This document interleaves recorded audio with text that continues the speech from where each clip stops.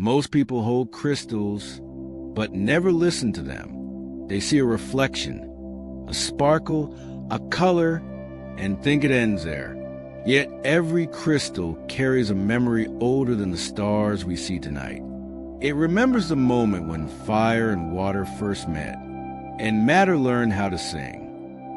If you listen carefully, you might feel that song moving through you, the slow heartbeat of the earth itself. Long before life began to breathe, the world dreamed in silence. Within that dream, heat and pressure shaped the hidden architecture of consciousness. Crystals were the first organized forms of matter, geometry born from chaos, order arising from divine confusion. In alchemical terms, they are the children of sulfur and mercury, fire, the spirit of transformation, and water, the womb of manifestation. Each atom aligned itself like a prayer, a patient repetition of cosmic rhythm. The result was not mere stone, but solidified harmony. This is why crystals vibrate. They are not dead. They are the memory of movement slowed down into form. The alchemist said, "Fire is the father of all, and water is its mother." To them, the mineral kingdom was a record of the sacred marriage. When volcanic fire burns within the earth, and the cooling waters of time embrace it, a transformation takes place, not only of matter, but of intention. Every gemstone you touch has once been liquid light, then frozen fire, then solid sound. The amethyst, born of vaporous breath. The emerald, condensed sunlight in a drop of living green. The diamond, a flame so intense that only transparency could survive it. Inside these stones, the elements do not sleep. They whisper. They remember their origin, and they respond when you remember yours. Why do we feel drawn to certain crystals and not to others? Because the human body is itself a living crystal built from water, salts, and light. Our bones, our blood, even our tears, follow the same geometric principles that guide quartz or sapphire. When you hold a crystal in your hand, you are not touching something foreign. You are recognizing a part of yourself that remained pure when everything else forgot. That is why ancient healers never used crystals.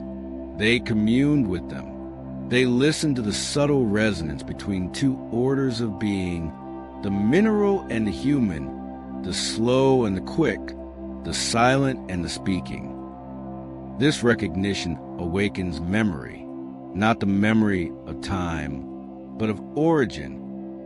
Paracelsus wrote that stones contain the light of the stars, imprisoned within their bodies. To the Hermetic philosophers, each gem corresponded to a planet, a celestial intelligence crystallized in color. The ruby carried the pulse of Mars, the sapphire, the stillness of Jupiter, the emerald, the wisdom of Mercury, and the diamond, the sun itself. They believed that by contemplating these stones, one could reawaken the planetary forces within the soul. Modern science calls it vibration, frequency, resonance, but the old masters called it spiritus, the breath that holds form together. When light enters a crystal, it bends, divides, dances. It reveals the hidden spectrum, the same spectrum that flows through your thoughts, your emotions, your will. So when you gaze into a gem, you are not just looking at color. You are witnessing light remembering itself. Have you ever noticed how a crystal feels heavier than its size suggests? It is because it carries the weight of time, compressed into silence. In its stillness, there is an echo of the world before thought. That is why people feel peace in their presence, not because they emit energy outward, but because they draw you inward. The stone does not speak, it invites. It does not teach, it reminds. And in that reminder, we feel the forgotten harmony between what we are and what we came from. Hold a crystal now, if you have one near. Close your eyes. Breathe. Can you sense the warmth that was once volcanic fire? Can you sense the coolness that was once the ocean's sleep? These are not imagination. They are ancestral sensations.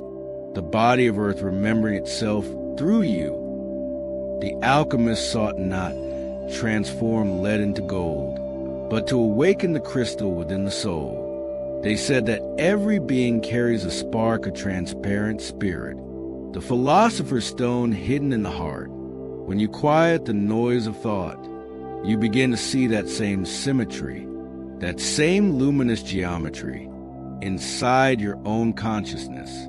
Your emotions become clear. Your intentions align. Your perception refracts light instead of breaking it. You become crystalline, a vessel where heaven and earth finally meet. This is a true remembrance of the crystal. It teaches us how to become what we already are. In the laboratory of nature, nothing is lost. Every vibration seeks to return to its source. That is why we are drawn to beauty, because beauty is the memory of unity. When you look at a gem, you are seeing the world in its most patient form, matter that has completed its initiation and now rests in radiant peace. To sit beside a crystal is to sit beside an ancient monk of the earth, one who has meditated for millions of years, without moving, without judging, without forgetting. And sometimes if your silence is deep enough, you will feel that monk smile. So the next time you hold a crystal, do not ask what it can do for you. Ask what it remembers, because within its clarity lies a message for you, one older than words, older than thought, older than fear. You were born of fire and water, just like this crystal, and somewhere within you, the same light still burns, the same water still flows, the same silence still waits to be heard. When you remember that, the crystal remembers you. As above, so below, as within, so without. May your inner stone shine again.